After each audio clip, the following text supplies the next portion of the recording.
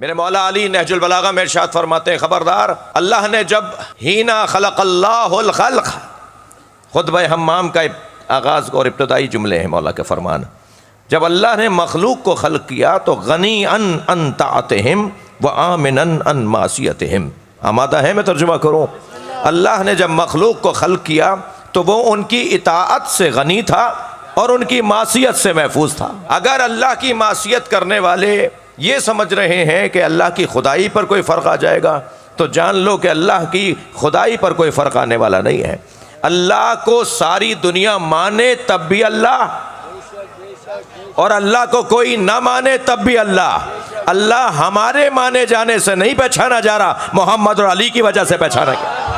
मुझे अंदाज़ा है रात बहुत हो गई है और आप बहुत देर से तशरीफ़ फरमा हैं। ये एक सोच है, ये एक आप एक लफ्ज़ मनफी माना में बोलते हैं, मगर वो लफ्ज़ मनफी नहीं है।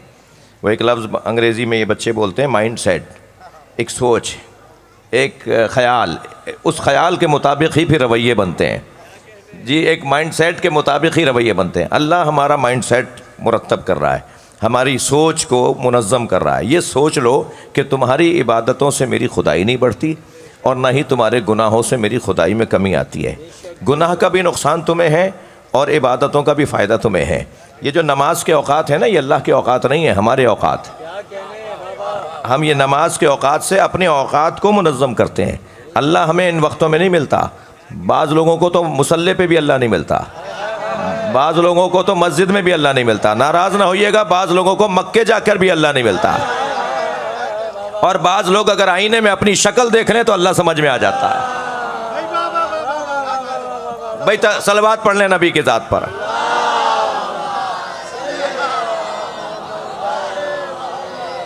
जी खबरदार, खबरदार, अल्लाह तलाश करने के लिए किसी दर्रे में, किसी सहरा में, किसी पहाड़ की गार में जाने की ज़रूरत नहीं है, बल्कि थोड़ा सा अपने ऊपर ही गौर कर लें। ये मेरे मौला सादिक का फरमान है जो मैं सुना रहा हूँ। मौला फरमा रहे हैं कि अगर अल्लाह को जानना चाहते हो ना, तो अल्लाह सारी कायनात में नज़र आता है, तुम्हारे 6 फीट के बदन में नज़र आता है। नारे तकबीर, नारे तकबीर, नारे रिसालत, नारे रिसालत, नारे हैदरी, बर मोहम्मद वाले मोहम्मद सल्लल्लाहु। माशाअल्लाह भरपूर मजमा है, जितनी दरियाँ बिछी हुई हैं वो सब पुर हैं। थोड़ा सा जो मेरे अहबाब खड़े हैं वो भी बैठेंगे तो सवाब ज़्यादा हो जाएगा। 2-3 मंजिलें लूँगा, आपकी तवज्जुआत अब मेरे साथ बेहतर हो गई हैं, थोड़ा सा मैं 1-2 मंजिलें लूँगा। इस आय करीमा में अल्लाह क्या इरशाद फरमा रहा है? अल्लाह ने वलो अन्नहुम इज़्ज़लमू अनफुसहुम जाऊक, ए मेरे नबी, जिन्होंने ख़ुद अपने ऊपर ज़्यादतियाँ की हुई हैं, वो अगर आपके पास आ जाएँ, ए मेरे नबी तुम्हारे पास आ जाएँ, या अल्लाह तू अपने पास क्यों नहीं बुला रहा? अच्छा, इसी आयत में कभी कह रहा है, फरमा रहा है, इस आयत में इरशाद हो रहा है कि तुम्हारे पास आ जाएं और अल्लाह से माफ़ी मांगें और तुम माफ़ कर दो तो अल्लाह माफ़ कर देगा। ऐसा लगता है कि अल्लाह के पास जाओ तो वो नबी के पास भेजता है, और नबी के पास जाओ तो वो अल्लाह के पास भेजता है। भाई जिसे रसूलुल्लाह समझ में आ गए उसे अली समझ में आ जाएगा जी। मसला तो सारा ये सोच है, ये इस सोच का मसला है कि सिर्फ हमें अल्लाह से बात करनी है। तौहीद नाशनास तौहीद परस्तों ने जितना मुसलमानों को नुकसान पहुंचाया है, इतना किसी मुसलमान ने नुकसान नहीं पहुंचाया। कुरान मजीद में जिस अंदाज से अल्लाह हमारी सोच को मुनज़्ज़म करना चाहता है वो ये सोच है जी। अक़ीदा तवस्सुल, वसीले का अक़ीदा, भाई ये मेंबर अक़ीदे के दिफा की जगह है।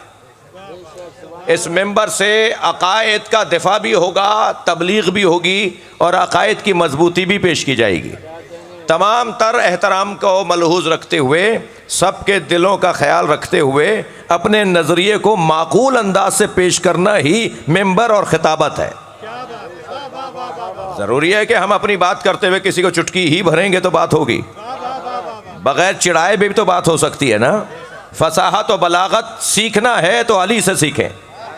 मेरे मौला ने नहजुल बलागा में जो बोलने का ढंग अता किया है, उसका तकाज़ा यही है कि बात भी हो जाए और बात बुरी भी ना लगे।